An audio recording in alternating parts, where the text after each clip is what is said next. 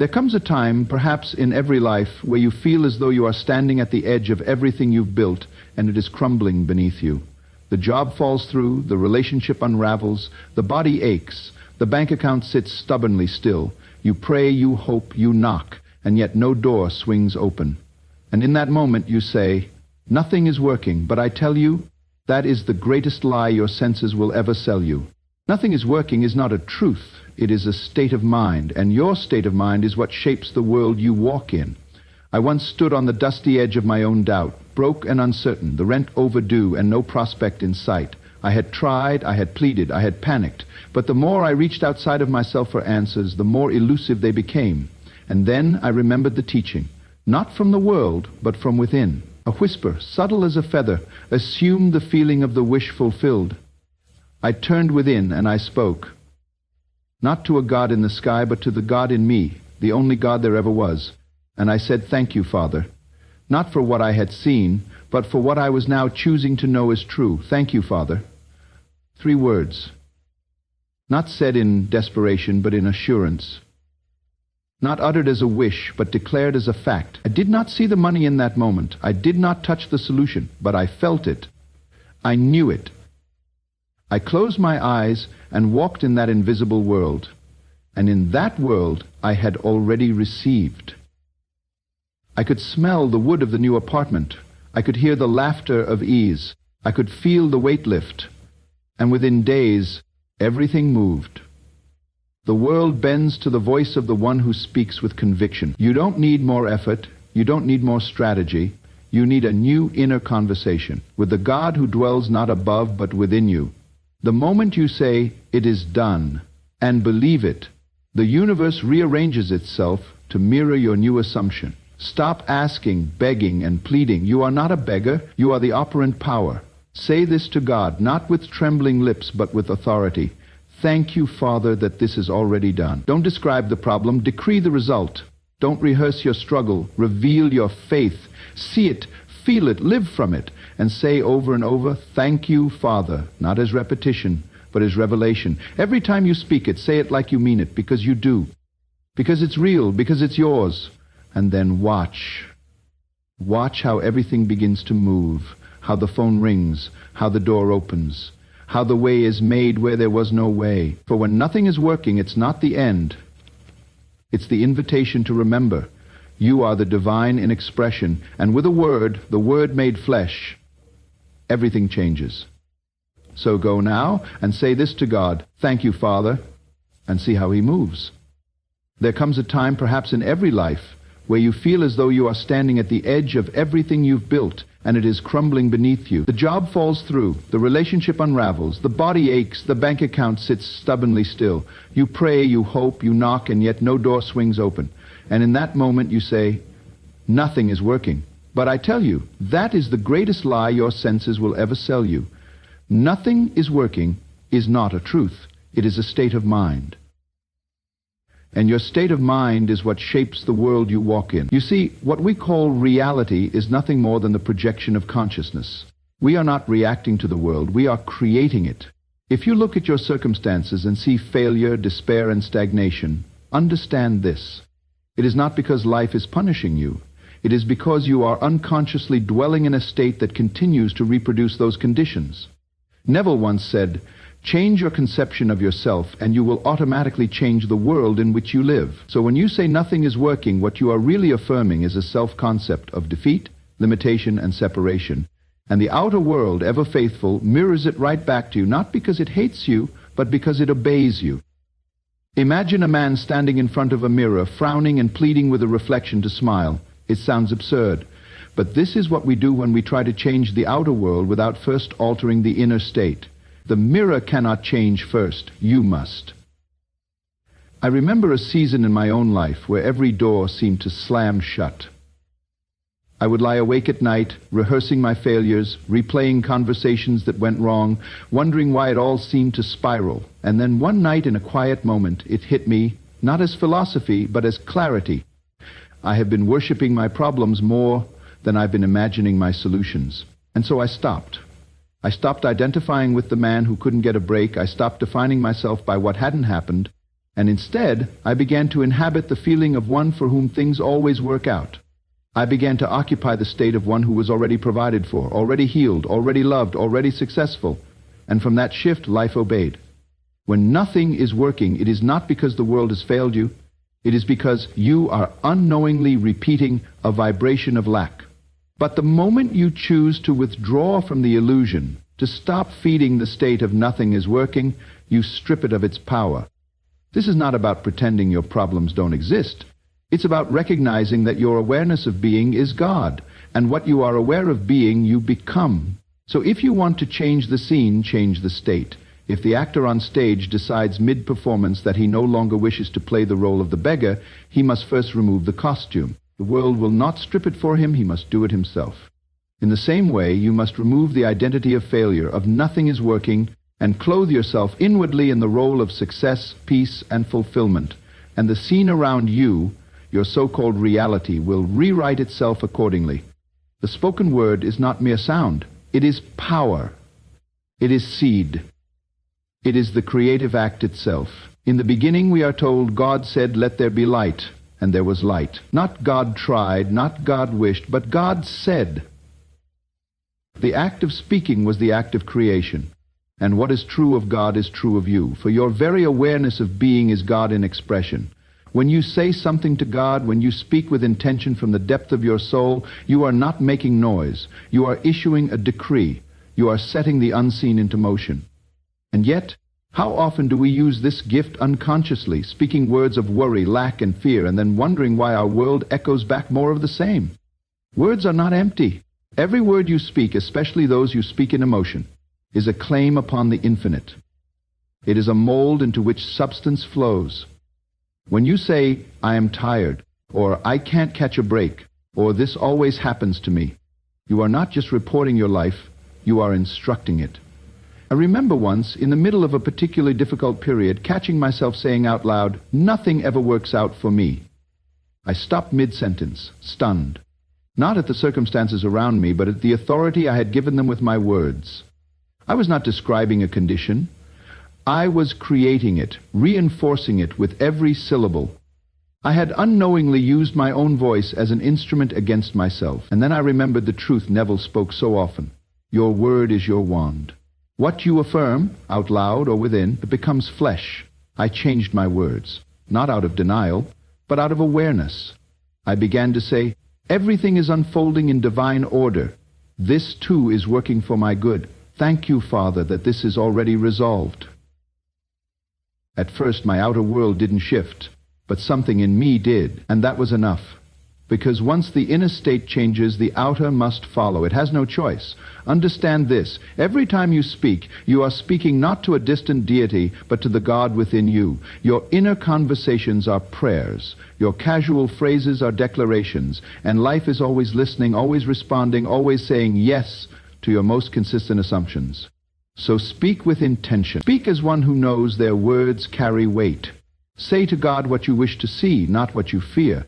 Say, I am already provided for, and watch provision find you. Say, I am already healed, and feel the alignment begin. Say, it is done, and know that in the world of spirit it is. The word does not return void, but it will only return what you have sent out. So send it with faith, send it with boldness, send it with love. Your voice is not small, it is the voice of God when you speak from the center of your being. When you assume the feeling of the wish fulfilled, you are not pretending, you are not hoping, you are not acting as if. You are being. There is a profound difference between wishing for something and assuming that it already is. Wishing implies separation. It admits, I don't have it yet. But assumption closes that gap. Assumption declares, it is done. And when you declare it internally, when you feel it with all your senses and dwell in that reality, the outer world has no choice but to comply. It is law. Let us be clear. Assumption is not daydreaming. It is not idle fantasy. It is a deliberate and conscious shifting of your internal state. You do not merely imagine once and forget. You live in the state of your fulfilled desire. You wake in it, you walk in it, you sleep in it. And as you persist, the world reflects what you are inwardly convinced of. Neville once said, the world is a mirror forever reflecting what you are doing within yourself. And most people spend their days reacting to the reflection, never realizing they are the cause. They fight the mirror, trying to change the image without changing the face. But once you understand that the outer is always shaped by the inner, you stop reacting and you begin creating consciously and joyfully. Suppose you desire a promotion. The old way is to work harder, impress your boss, network, worry, compare yourself to others, and hope someone sees your value. But if you grasp this truth, if you assume the feeling of already having that promotion, something shifts. You no longer seek approval because you feel the success now. Your posture changes, your tone changes, your energy shifts, and the world begins to respond, not because you said a word, but because you became a new version of yourself. This is how assumption works. It bypasses logic. It overrides resistance. It moves directly into causation. A woman who longs for love must not wait for someone to find her and validate her worth. No, she must assume the feeling of already being deeply loved. She must live in the joy, the companionship, the peace of knowing she is chosen, seen, and adored. She does not wait for love, she becomes love. And in that state, love cannot help but find her. Think of assumption like planting a seed. You do not plant it today and dig it up tomorrow to check if it's growing. You trust. You water it. You keep the soil rich and undisturbed. That is what living in the assumption is, refusing to waver no matter what the current conditions look like. You do not check the outer world for proof. You walk in faith that it is already done. And here is the mystery. When you persist in this internal state, the outer world begins to move. You get a phone call, you meet the right person, a situation shifts, and what once seemed impossible becomes inevitable. Not because of force, but because you aligned yourself with it through assumption. It's not magic, it's a law. And once you grasp it, once you live it, you will understand what Neville meant when he said, "Assume the feeling of the wish fulfilled, and let it be unto you as you have believed."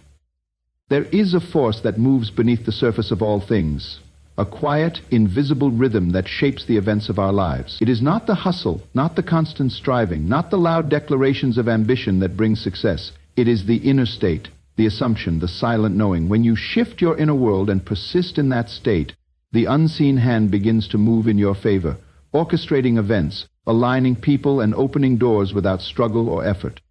We have been conditioned to believe that results only come through toil, that if we are not constantly proving ourselves, pushing forward, grinding through resistance, then nothing can change. But Neville taught something radically different. He revealed a law so subtle and powerful that it escapes the grasp of the logical mind. You do not have to force reality, you only have to assume a new one. Picture a man sitting quietly in his room, eyes closed, heart still. He is not speaking his goals aloud, not sharing them on social media, not looking to others for encouragement. He is within, feeling the truth of his desire already fulfilled. He is not hoping, it is already real to him. He feels it, he lives in it, and from that moment the unseen hand begins its work. Not because he shouted his intentions, but because he became them in silence. This hand moves through ways we call coincidence, luck, or chance, but they are none of those things. They are answers to your assumption, the right person who suddenly calls, the opportunity that just so happens to appear, the shift in circumstances that seems unexplainable. These are the echoes of the state you chose to dwell in. You didn't push, you didn't chase, you aligned. There is no need to convince others of your vision. You don't need to gather opinions or seek validation. In fact, sharing your desire too early can expose it to the doubts and fears of others who have not yet trained their minds to believe. That is why silence is powerful. In silence, your assumption is protected. In silence, it grows. And in silence, it manifests. Imagine planting a seed in the ground. Would you go outside each day and dig it up to check if it's growing? Of course not. You water it. You trust it. You allow the unseen forces of nature to do their part. This is how assumption works. You plant it through feeling, and you trust the unseen hand to move. There was once a woman who longed for a home. She had no visible means to attain it. Her finances were limited, her options few. But she closed her eyes every night and walked through her dream home in imagination. She ran her hand along the counters. She felt the warmth of the sun through the windows. She heard the creak of the wood beneath her feet, and though nothing had yet changed in her outer world, she persisted. Then, weeks later, a friend mentioned a home for sale at a price far lower than expected. A loan came through she hadn't anticipated. Within a month, she stood in the exact kind of home she had been dwelling in every night. not because she strategized, but because she assumed. The unseen hand moved, not through effort, but through alignment. You must begin to see the world not as something to conquer, but as something that responds. It responds to you, to your state, to your feeling, not to your words, not to your desperate efforts, but to the vibration you carry. When you are it, you attract it. And the moment you surrender to that knowing, life begins to unfold with ease. This is not fantasy, it is law. And when you dare to live as though it were already done, without explanation, without justification, without needing anyone's permission or understanding, you will witness the quiet movement of the unseen hand, making straight the way before you.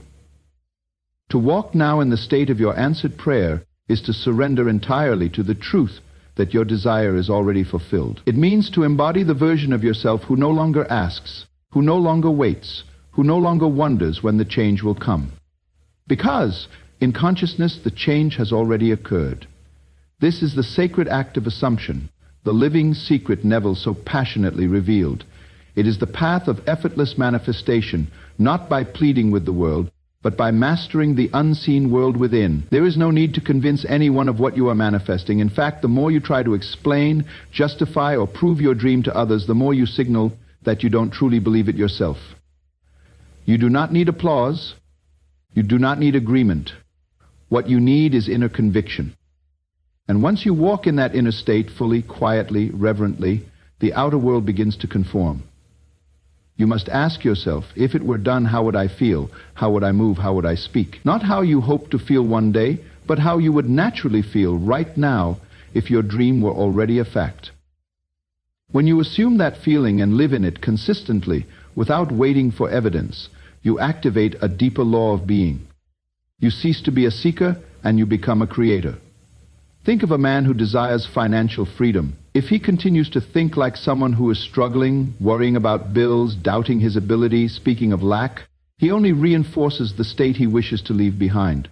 But if he dares to assume abundance now, even while circumstances seem unchanged, his inner world begins to shift. He walks with confidence.